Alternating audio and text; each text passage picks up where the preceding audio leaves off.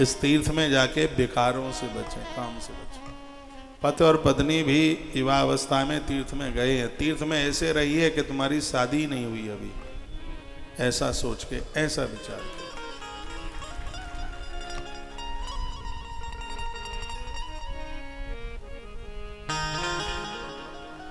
तीर्थों में तो जाकर के सोएं, रात्रि को शयन हो, पति और पत्नी के दोनों के बीच में 2 फीट का फैसला हो।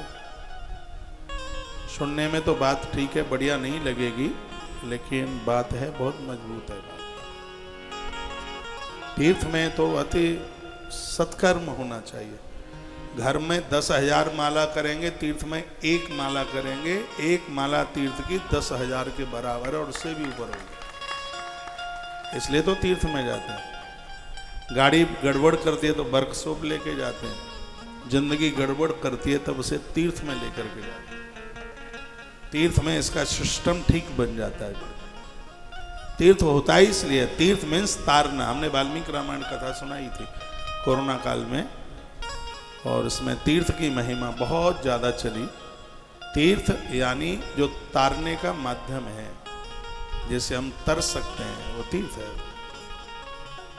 चरण राम तीर्थ चले जाई, राम बसों तिनके मन माई, महर्षि वाल्मीकि जी ने कहा था, हे राम, जो तीर्थ यात्रा के लिए जाते हैं उनके हृदय में तुम शांति रूपी सीता और वैरागी लक्ष्मण के सहित उसके हृदय में बैठ जाओ, जो तीर्थ में जाते हैं। तीर्थों की महिमा समझी जाए, तीर्थों की मर्यादा समझी जाए। वहां परीक्षा होगी, लड़ना मत, किसी से झगड़ना मत। हम लोग तीर्थ में रहते हैं, बड़े सावधान रहते हैं, किसी से लड़ाई ना हो जाए, किसी से झगड़ा ना हो जाए। तो तीर्थ का होने वाला अपराध वज्र की तरह हो जाता है, वो नहीं काटने से भी कटता कैसे। और तीर्थ में जिसने पुण्य किए हैं उसे यमराज नहीं लेने को आता, भगवान का गरुण भी नहीं, स्वयं भगवान को चल के आना पड़ता है। तीर्थ की महिमा भी तो इतनी है। वृद्धावस्था तो तीर्थ में ही निकलनी चाहिए।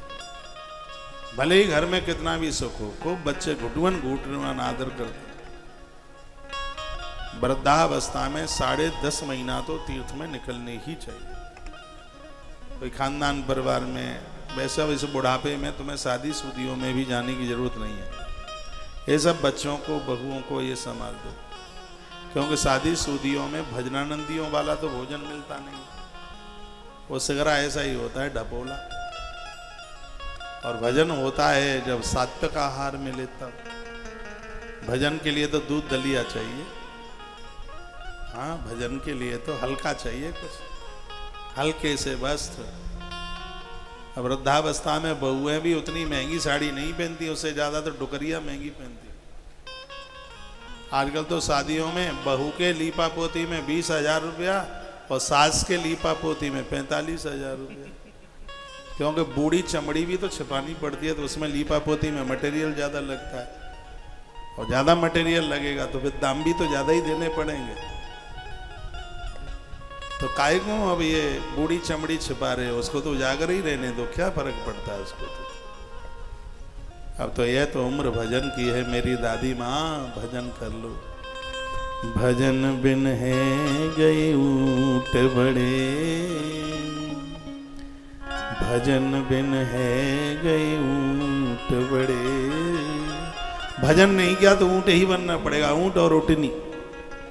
और ऊंट बन गए तो राजस्थान के रेगिस्तान में प्यासा मरना पड़ेगा, क्विंटलों भजन ढोना पड़ेगा। जितो लादत लादत लादत ही मरे, भजन बिन है गए ऊंट बड़े। भजन नहीं किया तो ऊंट ही बनना पड़ेगा। हरि को मत भूले, नैया सहज पार लगी जागी।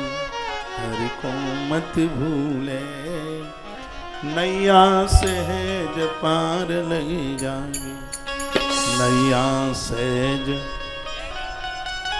सहज पार लग जाएगी। बस भगवान को मत भुलाइए। हमारा और आपका यदि कोई परम हित ऐसी है,